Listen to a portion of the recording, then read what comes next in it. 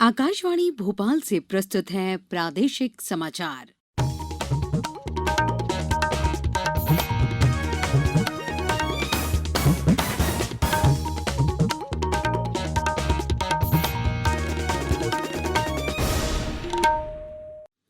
नमस्कार, समाचारों के साथ मैं पूर्वा त्रिवेदी। पहले एक अपील। भारत ने कोविड टीकाकरण अभियान के अंतर्गत 100 करोड़ टीके लगाने का लक्ष्य हासिल कर लिया है। इस महत्वपूर्ण कार्य में योगदान करने वाले चिकित्सकों, नर्सों और अन्य स्वास्थ्य कर्मियों का आकाशवाणी अभिनंदन करता है। इसके साथ ही हम आपको सतर्क भी करना चाहते हैं कि कोविड अभी समाप्त नहीं हुआ है। आप सभी से हमारी अपील है कि यथाशीघ्र दोनों टीके लगवाएं और अन्य लोगों को भी टीका लगवाने के लिए प्रेरित करें।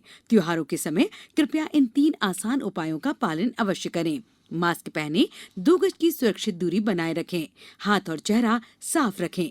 कोविड से संबंधित कोई भी जानकारी और मार्गदर्शन के लिए राष्ट्रीय हेल्पलाइन नंबर 011-2397-8046 और 1075 पर संपर्क करें। अब इस बुलेटिन के समाचार। सबसे पहले मुख्य समाचार। मुख्यमंत्री ने कहा, खिलौना, गेहूं और बासमती चावल सहित अन्य उत्पादों को जीआई टैग दिलाने के प्रयास किए जाएंगे। देश में अभी तक कोविड टीकाकरण अभियान के अंतर्गत 108 करोड़ से अधिक टीके लगाए गए। प्रदेश में आगामी हफ्ते में सर्दी बढ़ने के आसार और प्रेसिडेंट्स कप निशानेबाजी टूर्नामेंट में पुरुषों की 10 मीटर एयर पिस्टल में रजत और अभिषेक वर्मा ने कांस्य पदक हासिल किया। अब समाचार विस्तार से।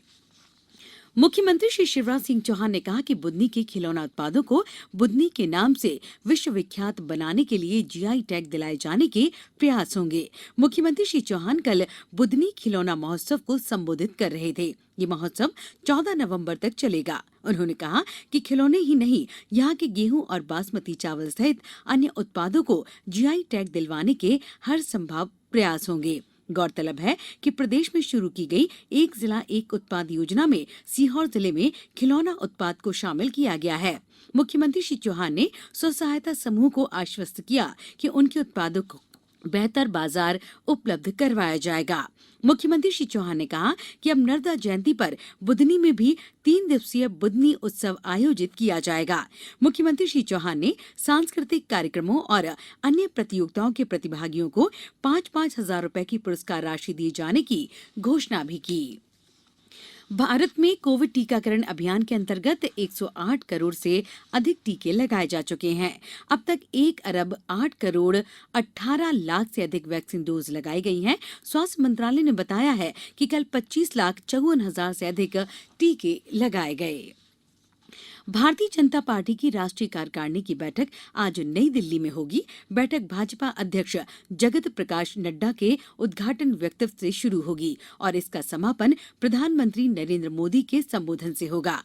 भाजपा के राष्ट्रीय महासचिव अरुण सिंह ने नई दिल्ली में संवाददाताओं को बताया कि राष्ट्रीय कार्य समिति के सदस्य सभी वरिष्ठ पार्टी नेता बैठक में भाग ले रहे हैं। उन्होंने बताया कि राष्ट्रीय कार्यकारिणी 5 राज्यों के विधानसभा चुनाव और अन्य विषयों पर विचार विमर्श करेगी। फ्रांस ने भारत के साथ साझेदारी को उसकी हिंद प्रशांत सामरिक नीति का मुख्य स्तंभ बताया है। फ्रांस ने स्थानीय शक्ति के रूप में हिंद प्रशांत क्षेत्र के प्रति अपनी वचनबद्धता जारी रखने पर जोर दिया है।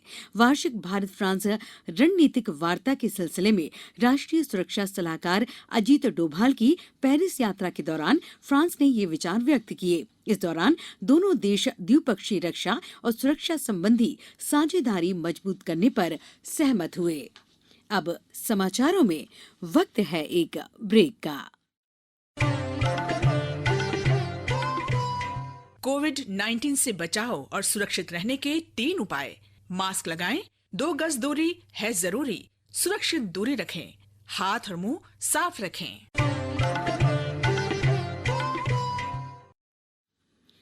ब्रेक के बाद समाचारों में एक बार फिर आपका स्वागत है। पिछले 3 दिनों से चल रहे दतिया महोत्सव का आज समापन होगा। प्रदेश के गृह मंत्री डॉक्टर नरोत्तम मिश्रा ने इसका शुभारंभ किया था। महोत्सव में देश के ख्यातम कवियों ने अपनी रचनाएं सुधी श्रोताओं को सुनाई। वहीं भजन भी प्रस्तुत किए गए। इस अवसर पर प्रख्यात कवि डॉक्टर कुमार विश्वास, कवित्री डॉक्टर भुवन मोहनी, कवि पवन तिवारी को सम्मान पत्र प्रदान किया गया। उत्तर भारत विशेषकर बिहार में सूर्य आराधना का महापर्व छठ कल मनाया जाएगा। प्रदेश में रहने वाले उत्तर भारतीय और बिहार के लोगों के बीच भी यह पर्व परंपरागत लोक आस्था के साथ मनाया जाएगा।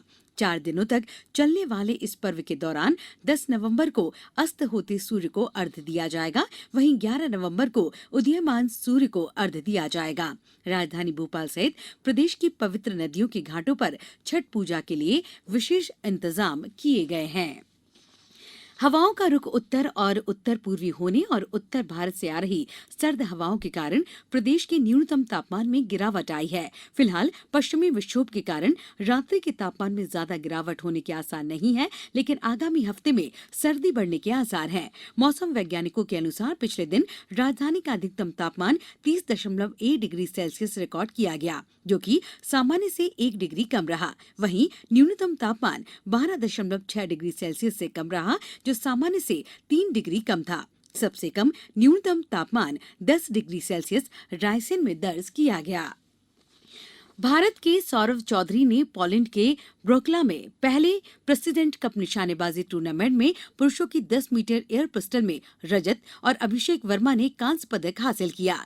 जर्मनी के क्रिस्टियन रिस ने 34 अंक के साथ इस स्पर्धा में स्वर्ण पदक जीता। इससे पहले मनु भाकर महिलाओं की 10 मीटर एयर पिस्टल के फाइनल में जगह बनाने में नाकाम रही। भारत ने अब तक प्रेसिडेंट्स कप में 3 पदक जीते हैं। T20 क्रिकेट विश्व कप में कल शारजाह में दक्षिण अफ्रीका ने इंग्लैंड को रोमांचक मुकाबले में 10 रन से हरा दिया। 190 रन के लक्ष्य के जवाब में इंग्लैंड की टीम 8 विकेट पर 179 रन ही बना सकी। दूसरे मैच में अबुधाबी में ऑस्ट्रेलिया ने वेस्टइंडीज को 8 विकेट से हराया। 158 रन के लक्ष्य के जवाब में ऑस्ट्रेलिया ने 22 गेंद शेष रहते 2 विकेट पर 161 रन बनाकर मैच जीत लिया। ऑस्ट्रेलिया के वार्नर ने सर्वाधिक 89 रन बनाए। आज अबुधाबी में न्यूजीलैंड का मुकाबला अफगानिस्तान से और शारजाह में पाकिस्तान का स्कॉटलैंड से होगा। अब कुछ समाचार संक्षेप में। मंदसौर में माफिया अभियान के तहत जिला प्रशासन ने ग्राम भुनियाखेड़ी कृषि उपज मंडी के सामने 8000 स्क्वायर फीट जमीन, जिसकी कीमत लगभग 8 करोड़ है, अतिक्रमण से मुक्त करवाया। बड़वानी जिले में बाल शक्ति मिशन के तहत सभी 6 एनआरसी केंद्रों में कुपोषित बच्चों को सूखे मेवे के लड्डू दिए जाएंगे। जबलपुर में कोरोना वैक्सीन की दूसरी डोज लगाने के लिए 8 नवंबर से विशेष अभियान चलाया जाएगा। सीहोर के जिला पेंशनर अधिकारी ने बताया कि अब पेंशनर जिस माह में शासकीय सेवा से सेवानिवृत्त हुए हैं, उसी माह प्रतिवर्ष जीवन प्रमाण पत्र संबंधित बैंक शाखा में प्रस्तुत करना होगा। अशासकीय हाई स्कूल एवं हायर सेकेंडरी विद्यालयों की वर्ष 2022-23 की नवीन मान्यता के लिए एमपी ऑनलाइन पोर्टल के माध्यम से 15 नवंबर तक ऑनलाइन आवेदन किए जा सकते हैं। इंदौर में ग्रामीण स्वच्छ सर्वेक्षण 10 नवंबर से शुरू होगा और अंतर्राष्ट्रीय महिला कुश्ती प्रतियोगिता में सिल्वर मेडल जीतने पर छिंदवाड़ा जिले के ग्राम उमरेठ की शिवानी पटेल को प्रदेश के किसान कल्याण तथा कृषि विकास एवं छिंदवाड़ा जिले के प्रभारी मंत्री कमल पटेल ने बधाई और शुभकामनाएं दी हैं। इस बुलेटिन के अंत में एक अपील। हमेशा ध्यान रखें, मास्क और 2 गज की दूरी, हाथ धोना भी है जरूरी। नमस्कार।